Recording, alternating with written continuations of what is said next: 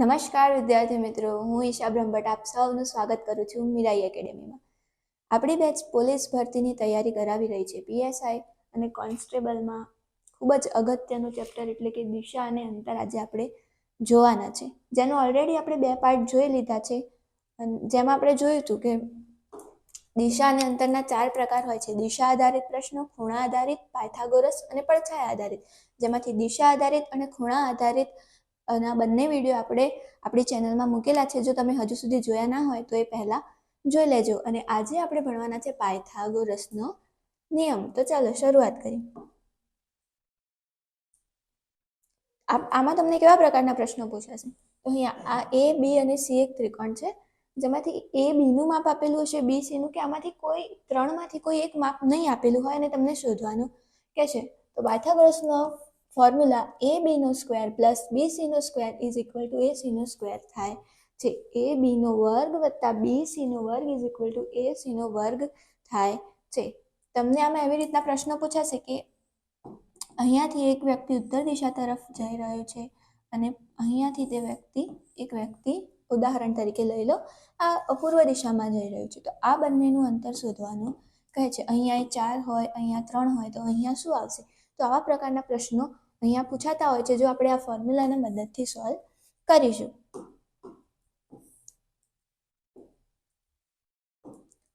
તો જ્યારે પણ આવું ત્રિકોણ બને ત્યારે ABનો સ્ક્વેર પ્લસ BCનો સ્ક્વેર ઇઝ ઇક્વલ ટુ ACનો સ્ક્વેર થાય છે. આ ફોર્મ્યુલા ખાસ ધ્યાન રાખવાનું છે. તો ઉદાહરણથી સમજીએ. જેમ કે અહીંયા આપેલું છે કે A અને B 3 છે, BC 4 છે અને AC કેટલું હશે? તો આપણને હાલ ફોર્મ્યુલા જોયો, ABનો સ્ક્વેર પ્લસ BCનો સ્ક્વેર ઇઝ ઇક્વલ ટુ ACનો સ્ક્વેર. તો અહીંયા AB કેટલું આપેલું છે? 3. તો 3નો વર્ગ વત્તા BC કેટલું આપેલું છે? 4. 4નો વર્ગ ઇઝ ઇક્વલ ટુ ACનો વર્ગ આપણે શોધવાનો છે. તો અહીંયા આપણને કંઈ ખબર નથી, અહીંયા લખી દઈએ હજુ ACનો સ્ક્વેર. તો 3નો વર્ગ કેટલો થાય? 9 વત્તા 4નો વર્ગ 16 ઇઝ ઇક્વલ ટુ ACનો વર્ગ. 9 વત્તા 16 એટલે 25. 25 શું થઈ જશે? ACનો વર્ગ. હવે અહીંયા વર્ગ છે, ACનો વર્ગ આ સાઈડ આવશે તો વર્ગમૂળ થઈ જશે, એટલે AC ઇઝ ઇક્વલ ટુ કેટલું થઈ જશે? 25 વર્ગમૂળમાં. એટલે શેનો વર્ગ 25 થાય છે? તો 5નો. તો AC કેટલું થઈ જશે? 5. ખબર પડી? આવી જ રીતે ફોર્મ્યુલાના મદદથી આપણે આને સોલ્વ કરીને આપણને ACનો જવાબ મેળવીશું. તો અહીંયા જવાબ શું મળી ગયો? 5. હવે સેમ આવી આ રીતે ABનો સ્ક્વેર પ્લસ BCનો સ્ક્વેર ઇઝ ઇક્વલ ટુ ACનો સ્ક્વેર. હવે ફોર્મ્યુલા વગર આપણે કરીએ. 6નો સ્ક્વેર કેટલો થાય? 36. 8નો 64. તો 36 પ્લસ 64 એટલે કેટલું થઈ જશે?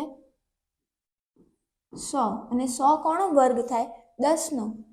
અહીંયા 100 વર્ગ થઈ જશે, તો 100 કોનો વર્ગ થાય? 10નો. તો આનો જવાબ શું થઈ જશે? 10.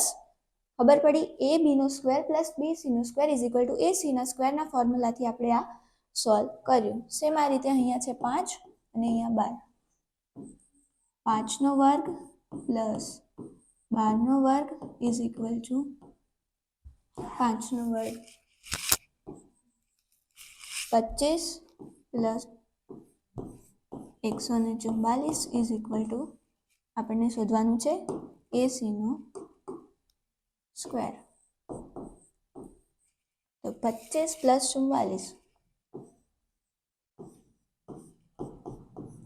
ઇઝ ઇક્વલ ટુ ACનો સ્ક્વેર. અને આ સ્ક્વેર આ સાઈડ આવી જશે એટલે AC 169 વર્ગમૂળમાં જતો રહેશે. તો કોનો વર્ગ 169 થાય છે? તો 13નો. તો એનો જવાબ શું થઈ જશે? 13. તો અહીંયા શું આવી ગયું? 13. આવી રીતે આપણે ફોર્મ્યુલાના મદદથી બધાના જવાબ મેળવીશું. હવે આમાં એક વસ્તુ તમે જોઈ કે અહીંયા 3 હતું, અહીંયા 4 હતું, તો અહીંયા 5 આવ્યું. અહીંયા 6, 8, તો આનો જવાબ 10 આવ્યો. અહીંયાથી શું ખબર પડી આપણને કે આ 3ના ગુણોત્તરમાં છે, આ 4ના ગુણોત્તરમાં છે, તો જવાબ શું આવ્યો? 5ના ગુણોત્તર. સેમ અહીંયા આ 3ના ગુણોત્તરમાં છે, આ 4ના ગુણોત્તરમાં છે, તો જવાબ શું આવ્યો? 5ના ગુણોત્તરમાં. એનાથી આપણને શું ખબર પડે?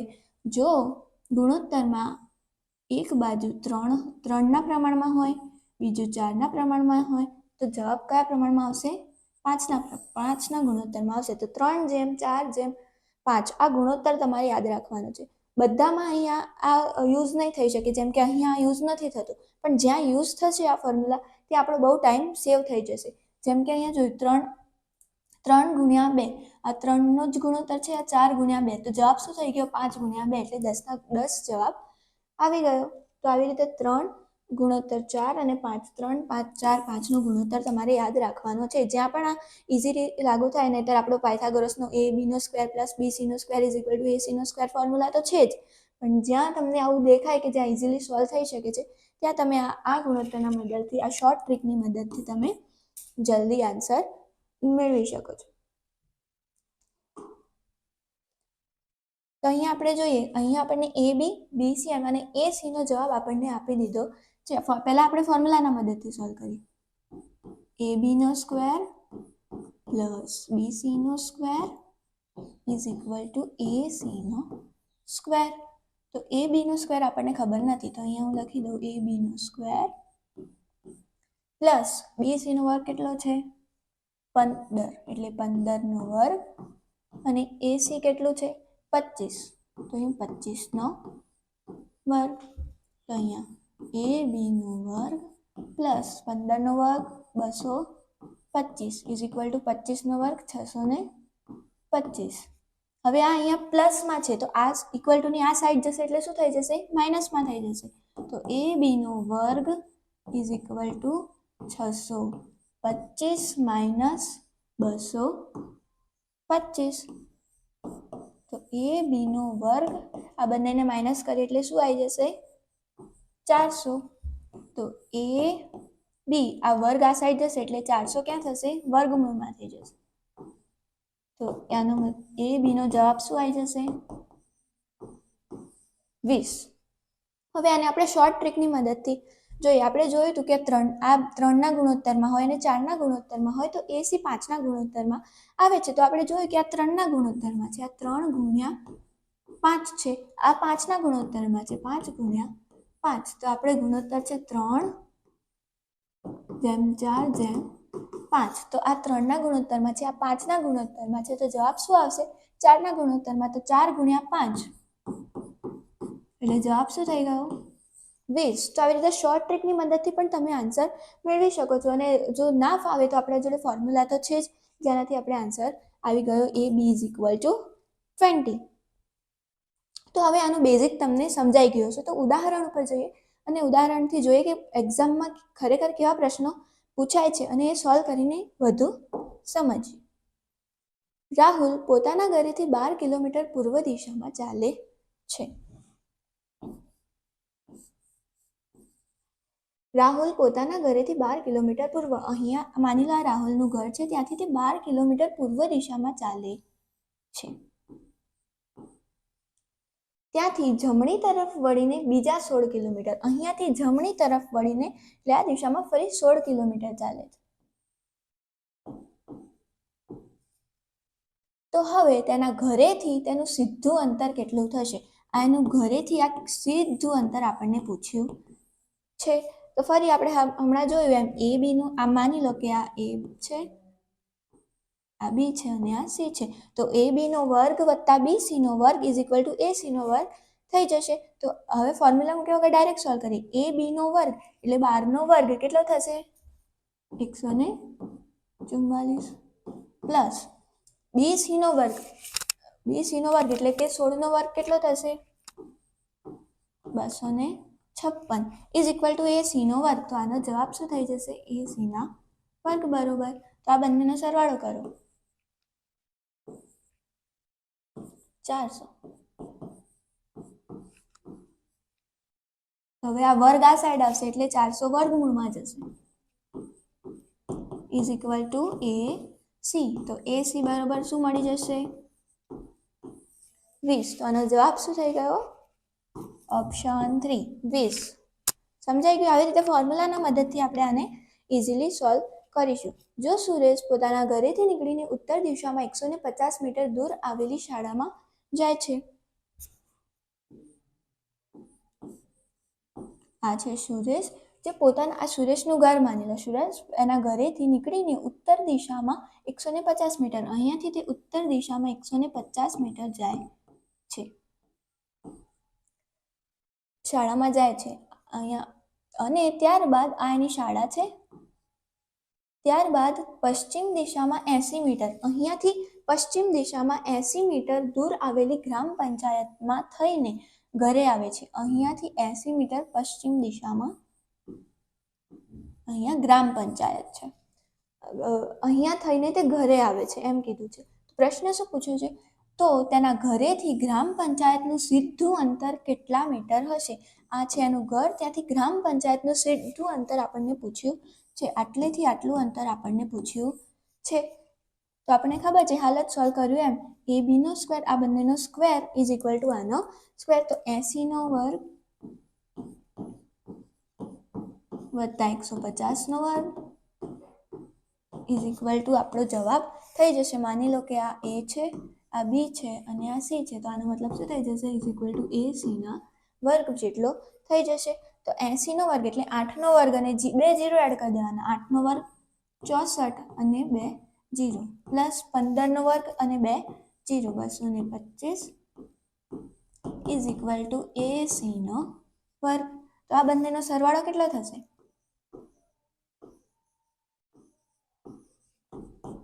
ઇઝ ઇક્વલ ટુ એ સીનો વર્ગ. હવે આ વર્ગ આ સાઈડ આવશે એટલે આ વર્ગમૂળમાં થઈ જશે.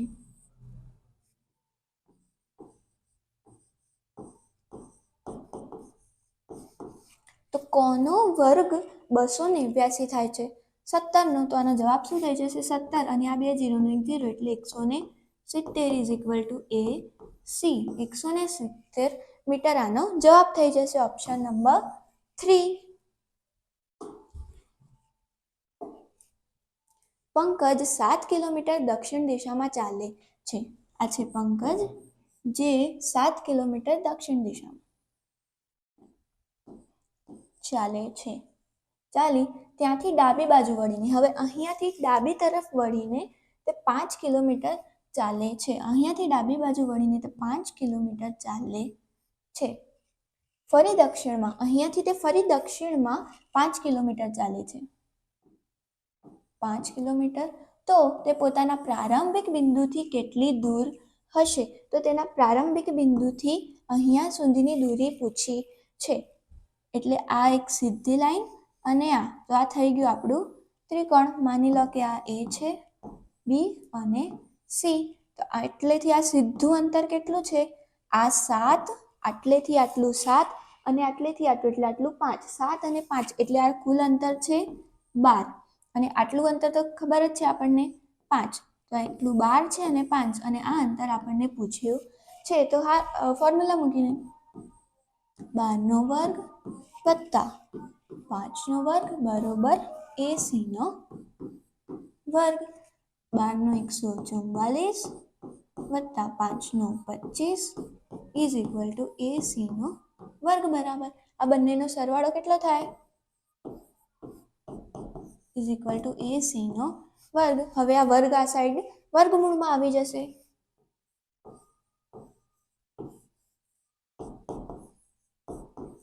તો કોનો વર્ગ 169 થાય છે? તો 13નો. તો A she is equal two શું થઈ જશે? 13. તો આનો જવાબ શું થઈ ગયો? Option B 13.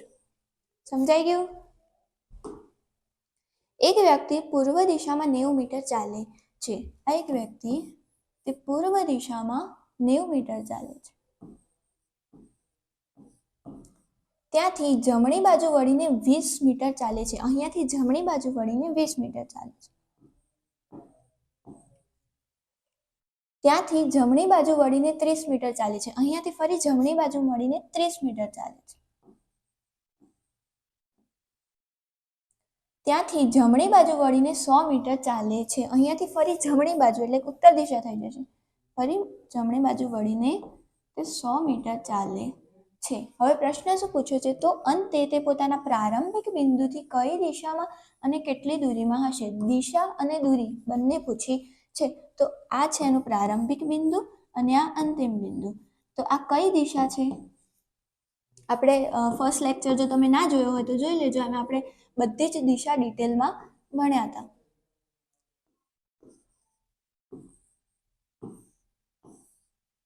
તો આ કઈ દિશામાં છે? અહીંયાથી આ ઉત્તર પૂર્વ દિશા. તો આનો દિશા કઈ થશે? ઉત્તર પૂર્વ દિશા. અને આપણને દૂરી પણ પૂછી છે. તો અહીંયાથી આ ABC સમજી લો, આની દૂરી પૂછી છે. તો અહીંયાથી આ ટોટલ અંતર છે 90, જેમાંથી આટલું છે 30. તો 30 માઇનસ કરે એટલે આટલું કેટલું થઈ જશે? 60. અહીંયાથી આ ટોટલ અંતર 100 છે, જેમાંથી આટલું 20 છે. તો આટલું કેટલું થઈ જશે? 80. અને હવે આપણે આની દૂરી પૂછી છે. તો ફોર્મ્યુલા મૂકીને 60 નો વર્ગ વત્તા 80 નો વર્ગ ઇઝ ઇક્વલ ટુ, આપણે માની લઈએ આ A, B અને C છે. આ જ જે ત્રિકોણ હતું એ મેં અહીંયા દોર્યું છે એટલે તમને ક્લિયર ખબર પડે. તો AC નો વર્ગ કેટલો થશે? તો 60 નો વર્ગ 80 નો વર્ગ ઇઝ ઇક્વલ ટુ AC નો વર્ગ બરાબર થઈ જશે. તો આ બંનેનો સરવાળો કેટલો થશે? ઇઝ ઇક્વલ ટુ AC નો સ્ક્વેર. હવે આ વર્ગમૂળમાં થઈ જશે. તો AC ઇઝ ઇક્વલ ટુ કેટલું થઈ જશે? 100. તો આપણો જવાબ શું થઈ જશે? 100 મીટર. અને કઈ દિશામાં? ઉત્તર પૂર્વ દિશામાં 100 મીટર. તો ઓપ્શન 1 આપણો આન્સર થઈ જશે. તો આપણે પાયથાગોરસના નિયમ આધારિત બધા જ પ્રશ્નો આજે પૂરા કર્યા. અને આના આગળના વિડીયો જો તમે ના જોયા હોય તો એમાં બધી જ દિશાઓ અને ખૂણા આધારિત પ્રશ્નોના વિડીયો પણ બનાવ્યા છે, જેમાં તમે આની આગળના વિડીયોમાં જોઈ શકશો. અને આજે પાયથાગોરસનો નિયમ આધારિત પ્રશ્નો પણ અહીંયા પૂરા થાય છે. તો મળીએ હવે આવતા વિડીયોમાં એક નવા કોન્સેપ્ટ સાથે. તો અમારી ચેનલને લાઇક કરો, સબસ્ક્રાઈબ કરો અને મેક્સિમમ ટુ મેક્સિમમ શેર કરો. Thank you.